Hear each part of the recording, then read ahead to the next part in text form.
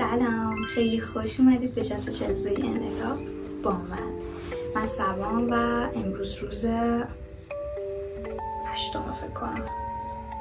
امروز میخوایم با هم دیگه روی انعطاف همسترینگ‌های پشت پا کار بکنیم. در ضمن یه تغییر دکوراسیون و کمبود تجهیزات خیلی ریزی تو این جلسه داریم. اونم صرفا به خاطر اینکه من میخواستم بدقولی نشه و اپیزودا رو سر موقع براتون آپلود کنم. من همین دیگه تو شرایطی بودم که گفتم هر جور شده باید این ویدیو رو ریکورد کنم. به خاطر همین دیگه ریکورد کردم، سری ادیت کردم و گذاشتم در اختیارتون. خلاصه دیگه به بزرگی خودتون ببخشید. بدون معطلی بریم سراغ ویدیو. لیتس گو.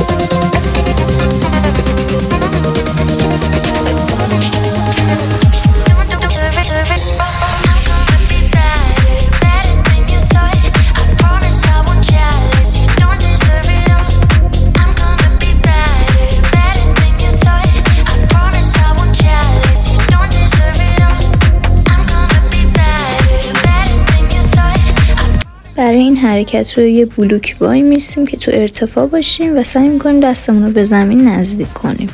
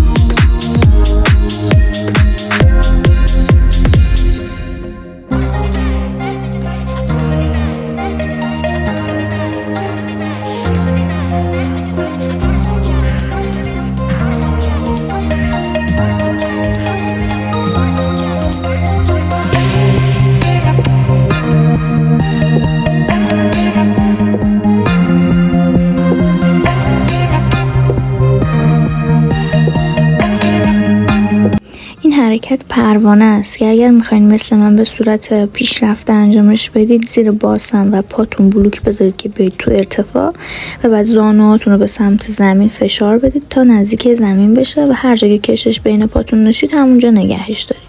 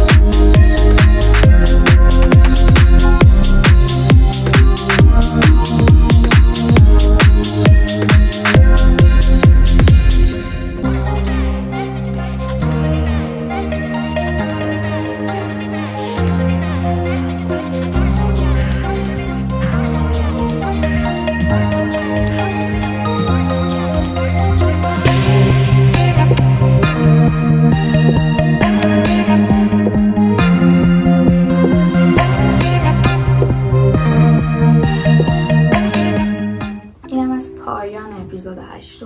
فقط 2 تا اپیزود دیگه مونده که من براتون ویدیو آپلود کنم. حتما یادتونه نظرات پیشنهاداتون برای من حتما تو قسمت کامنت ها بنویسید. برای حمایت از کانال کوچیک منم یادتونه حتما منو سابسکرایب کنید و اون زنگوله کوچیک رو روشن کنید و فراموش نکنید که صفحه اینستاگرام منو فالو کنید و حتما تو کانال بمونید، چون بعد از این چالش انعطاف برای یه چالش برای سامر بادی یا همون بدن مناسب تابستون داشته باشیم برای کسایی که میخوان شکم و پهلوهاشون خیلی خوشگل و کوچولو و گوگلی مگولی باشه. خلاصه خیلی چالش خفنی دستش نداریم. طبق معمول همیشه ماچ بکرده تک تکتون. پیس اوت و بای.